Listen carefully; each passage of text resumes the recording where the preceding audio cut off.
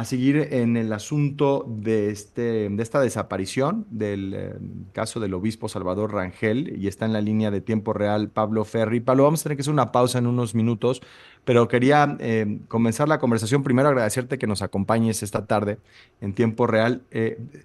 Hay como cabos sueltos alrededor de la información que conocemos hasta el momento sobre la desaparición y la ubicación del obispo Salvador Rangel. Bienvenido, buenas tardes. Hola, ¿qué tal, Enrique? Buenas tardes. Pues sí, yo diría que ahora mismo son todo cabos sueltos, ¿no? La única certeza es que el obispo apareció, que apareció con vida y que más allá de que esté adormilado, como ha explicado su abogado durante las últimas horas, pues parece que está bien de salud, ¿no? Pero sí, más allá de eso, lo demás son puras incertezas, ¿no? En fin, lo que ocurre habitualmente alrededor de cualquier caso que tenga que ver con la procuración de justicia en el país, por desgracia.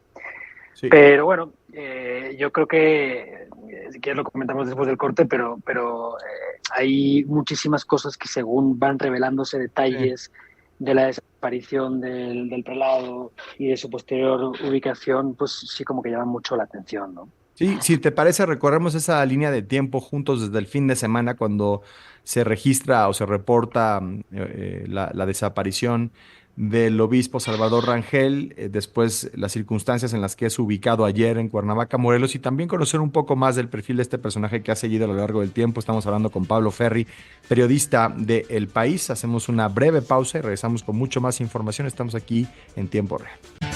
Ya estamos de regreso en tiempo real. Le agradezco a Pablo Ferri que permanezca con nosotros en la línea. Platicamos con él, periodista de El País, sobre la desaparición, después ubicación del obispo emérito de Chilpancingo, Chilapa, de Salvador Rangel. Querido Pablo, hablábamos de las circunstancias en las que se da esta desaparición.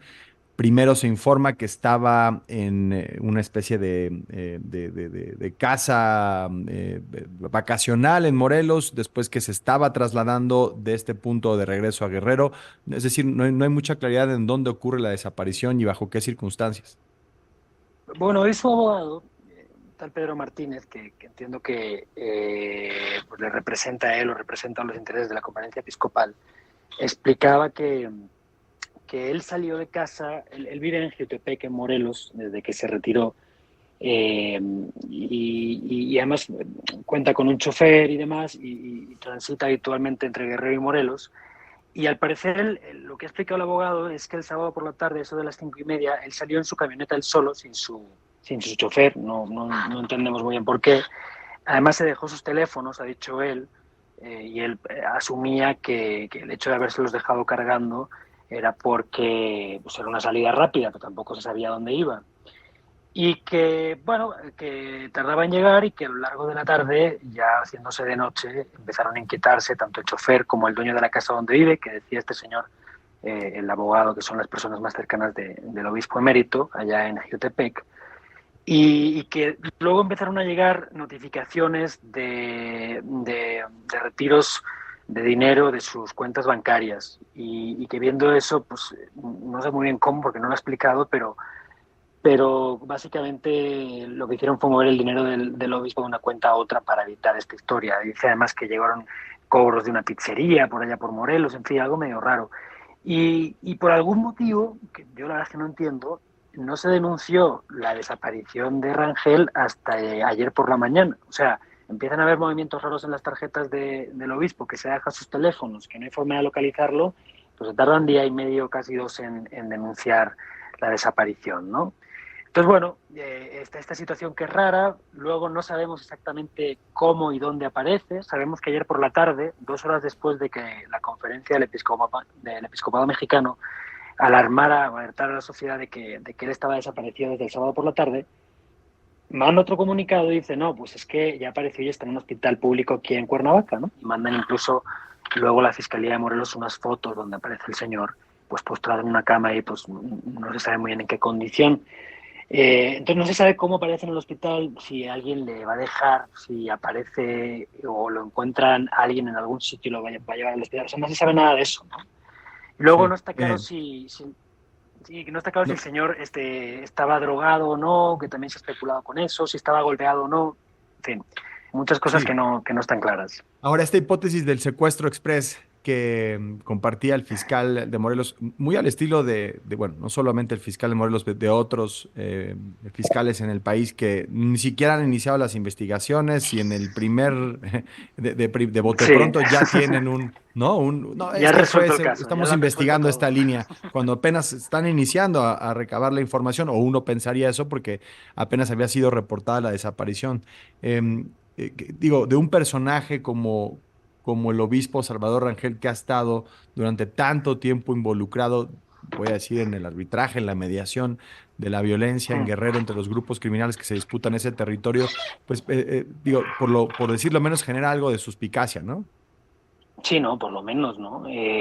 Además, quiero decirte, tampoco me parece que la hipótesis del secuestro express, en caso de confirmarse más tarde, sea incompatible con otras cosas, ¿no?